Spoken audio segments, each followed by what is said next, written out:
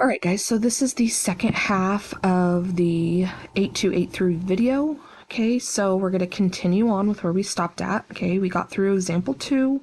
Now we're going to do example 3. Okay, so it says show that the two triangles are similar and write a similarity statement. All right, so we have that the two angles are congruent. Okay, now I want you to ask yourself, how many angles do I know have to be congruent for these triangles to be similar? Okay, go back to your theorems. Okay, and we have the angle-angle similarity theorem, so just two angles. Okay, so if I look at these triangles, I notice that they overlap. Okay, the top part of the big triangle is the smaller triangle.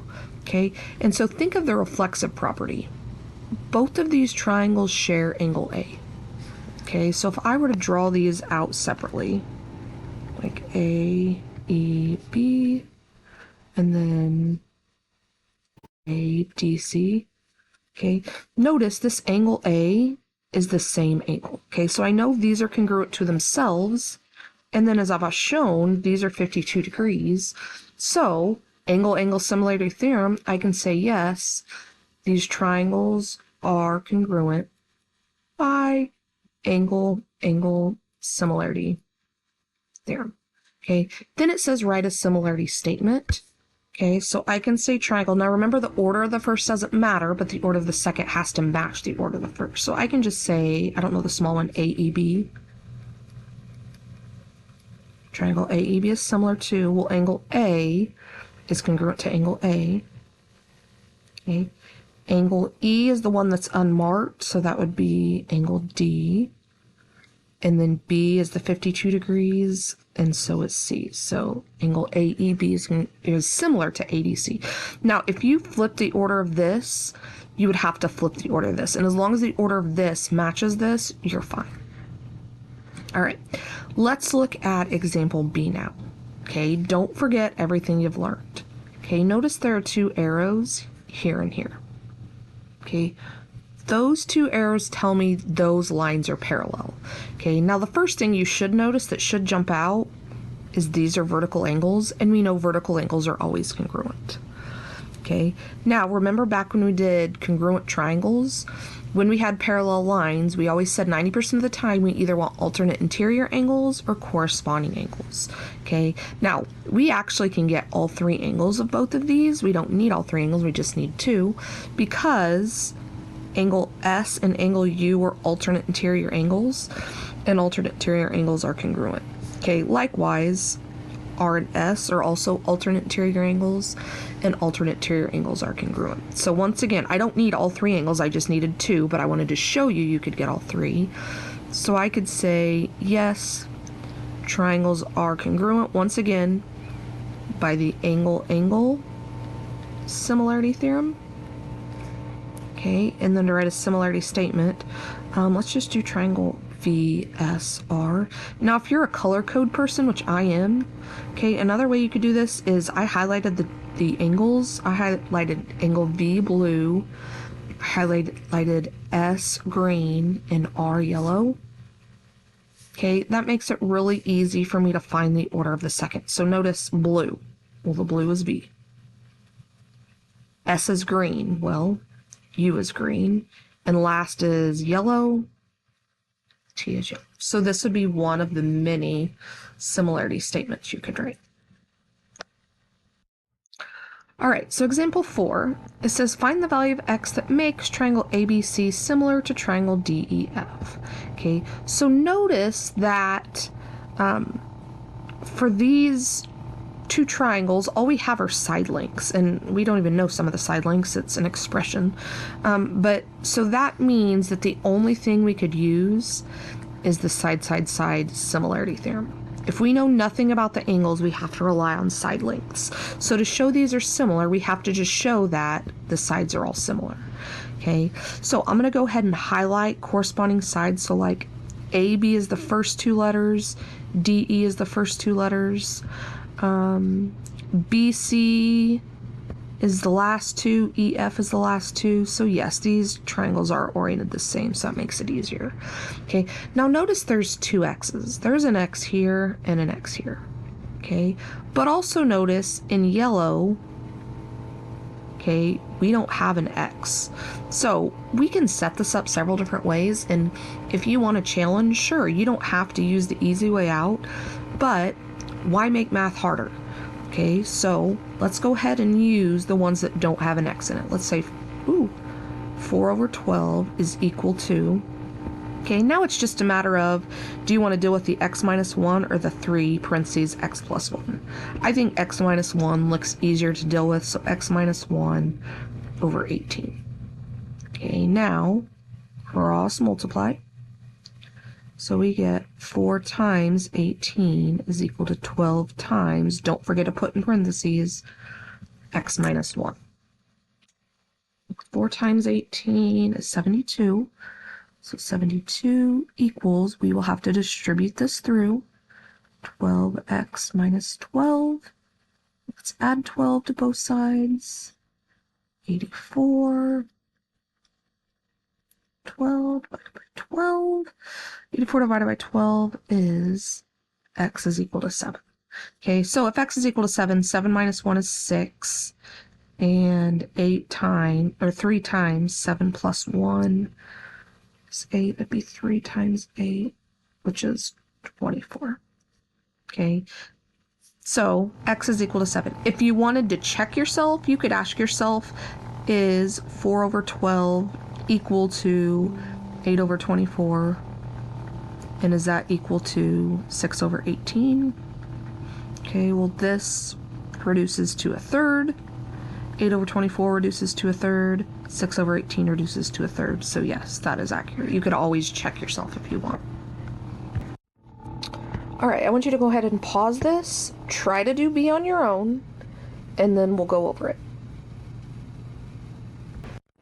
All right, so if we look at this one, guys, I went ahead and highlighted corresponding sides the same color. It helps me. I think it would help you if you would do the same.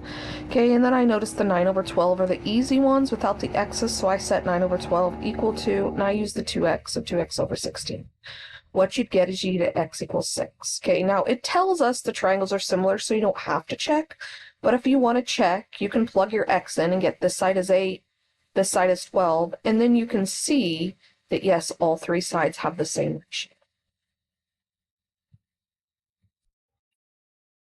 All right, so let's look at example 5. It says a free fall ride casts a shadow that is 80 foot long. Okay, now guys, shadows happen on the ground, so 80 foot long. Okay, so here's the ride. At the same time, a person standing nearby who is 5 foot 5 inches tall, we'll deal with that here in a minute, casts a shadow that is 34 inches long. Okay, now we want to convert 5 foot 5 into inches. Okay, well, 5 foot is equal to 5 times, there's 12 inches in a foot, is 60 inches. Okay, so 5 foot is 60 inches. So for 60 inches plus another 5 inches, we're 65 inches. Okay, now we don't have to if we set this up right, but I think it's just good standards. Okay,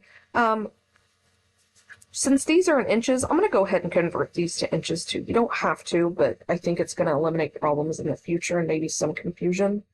Okay, so remember each foot is 12 inches, so 80 times 12 gives me 960 inches. Okay, this is going to be x inches because we want to know how long it is. Okay, essentially, guys, we just created similar triangles. Okay, so we're going to go ahead and set a proportion. So we're going to say x is to 65 as 960 is to 34. Cross multiply, so 34x equals 65 times 960, which is a big number. Ooh, it's a really big number. So 62,400 is equal to 34x divided by 34. It's me 1835.3 inches. Okay. How tall is the free fall ride? Well, it's 1835.3 inches. I'm going to go ahead and divide that by 12 to get about 152.9 or about 153 feet high. And so this is about 153 feet. All right, so let's look at example 6. Okay, it says you're building a lean-to shelter from a tree branch as shown. You can construct the right end. Can you construct the right end so it is similar to the left end using the measure of the angles in the side length shown? So what we're doing is we're looking at this triangle and this triangle, and we're asking if they're similar. Okay, well, we have one angle measure and one angle measure, and we know these are the same. Okay, then we have the two side lengths, so we're going to use, or test, I guess, side angle side similarity theorem. So in order for this to be similar, these two sides have to have the same ratio. So basically we want to show that this has the same ratio as this. Okay, so I'm just going to check. Is 6/9, is that equal to, and I'm going to put a question mark, 10/15. So this reduces to 2/3. This also reduces to 2/3, so yes. So we can say yes, these are similar by the side angle side similarity here. All right, so let's look at example 7 now. This is it. Okay, so the diagram is a scale drawing of a triangle roof truss. The actual roof truss, the lengths of the two sides that form 110. So this is just a model shown. So the real one, like this. The lengths of the two sides that form the 110-degree angle are 18 foot and 40 foot. Okay, well, obviously, this side is less, so this is the 18 foot, and this is the 40 foot. Okay, so this side and this side correspond, this side and this side correspond. Okay, now, if you want to get all the same units, we can convert the feet to inches, probably be the easiest. So 40 times 12. Once again, you don't have to, but I think some of you will make your brains work a little better. So this is 480 inches. And 18 times 12 would give us how many inches the other side is, which is 216 inches. Okay, now I want to know if these are similar. So very easily, I can set up a proportion and solve it. So is 10/480, is that equal to 6/216? And the reason I only have to check for 2 and not 3 is because I know this angle in between is the same. Okay, and so I'm using, or I'm going to use, the side angle side similarity theorem, not the side similarity theorem. If I were going to use the side side, I'd have to have this lower side too. Okay, I'm only checking 2, so that's side angle side. Okay, so cross multiply. So 10 times 216, is that equal to, we don't know, 6 times 480? 6 times 480. This is 2880. 10 times 216 is 2160. These are obviously not the same. So by side angle side similarity theorem, not similar. Okay. Another thing you could do is you could reduce these fractions in your calculator. So 10/480 is 1/48.